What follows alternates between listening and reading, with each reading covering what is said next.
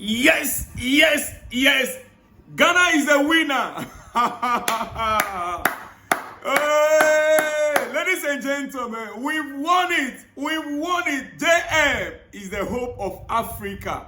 JM, John Dramani Mahama, His Excellency, the President of the Republic of Ghana, is the hope for Ghana, is the hope for Africa, the Africans in the diaspora, is the hope for all those that were affected or that were taken as slaves by the Europeans, the Americans, in the days of old. Ladies and gentlemen, US of A, Israel and Argentina voted against Ghana's UN resolution to recognize the slave trade as the biggest crime against humanity. USA, Israel and Argentina, these three nations are the only nations that voted against Ghana. They opposed the motion, which called for reparations and justice for transatlantic slave trade. The US has said it condemns the slavery, but does not support legal claims for reparations. Just imagine. While not legally binding, the resolution carries strong moral weight and highlights the global call for recognition of historic injustices. Ladies and gentlemen, it is as simple as that. While this is not legally binding on all nations of the world, this resolution carries a strong moral weight and highlights the global call for recognition of historic injustices. Ladies and gentlemen, now on your screen, as you can see there, that is the vote chart. Yes. That is a chart. The countries that abstained, the countries that supported the bid, and the countries that did not vote at all. Three nations did not vote at all. Three. Israel, they voted, but they voted against Ghana. They voted Israel, USA, and Argentina. They voted against the resolution that Ghana presented, backed by the AU. You can imagine. They voted against US. And surprisingly, looking at this chart here, ladies and gentlemen, almost all the European countries abstained from voting. Almost all the European countries, they all abstained from voting. And that simply means that they are not for and they are not against. Listen, when you fail to speak against evil, you support evil. When you fail to speak against evil, it means you support evil. What the European nations are telling us is that they support evil. Abstinence simply means I don't want to commit. Oh yes, but right now, Ghana, we know who stands for us. And let me say this. As things stands right now, it is a victory for Africa, victory for the world. Victory for Africa, victory for the world. Those 53 nations or so from Europe cannot define what goes on or happens around the world. So in this case, the world has won.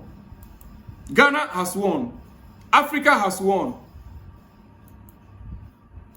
And let me put it this way, the best way. What makes me think and worry, even though the resolution was approved, is looking at the list of the countries that abstained.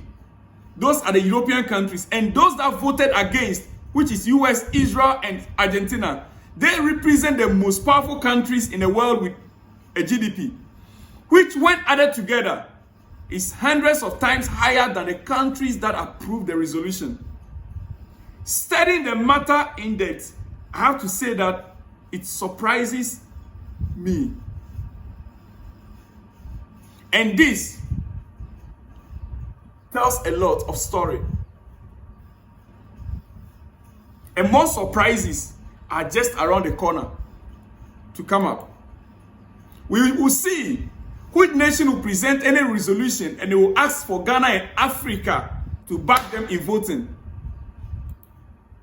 Do you know what? Let me show you something. Israel continues to receive Holocaust reparations from Germany till today. Israel, they continue to receive Holocaust reparations from Germany till today, with a total payment exceeding $80 billion over a decade, alongside billions paid annually in pensions and support for survivors. Germany still allocates over $1 billion yearly in compensation and welfare for Holocaust survivors, making it one of the largest and longest running reparations programs in modern history. Ladies and gentlemen, it is what it is. But I'm happy the resolution went through, and it not be said that Ghana did not receive the support of the world. Ghana have actually received the support of the majority of nations around the world. Yes. If Israel is still receiving reparations from Germany for the Holocaust, why can't Africa receive reparations from Europe and from America for the slave trade? When the slave trade was banned some hundreds of years ago, the slave owners were compensated for losing their business, for losing their slaves. Why can't the slaves also be compensated? Use the double standard they are playing there. If these same countries compensated the slave owners back then, why can't the slaves be compensated as well?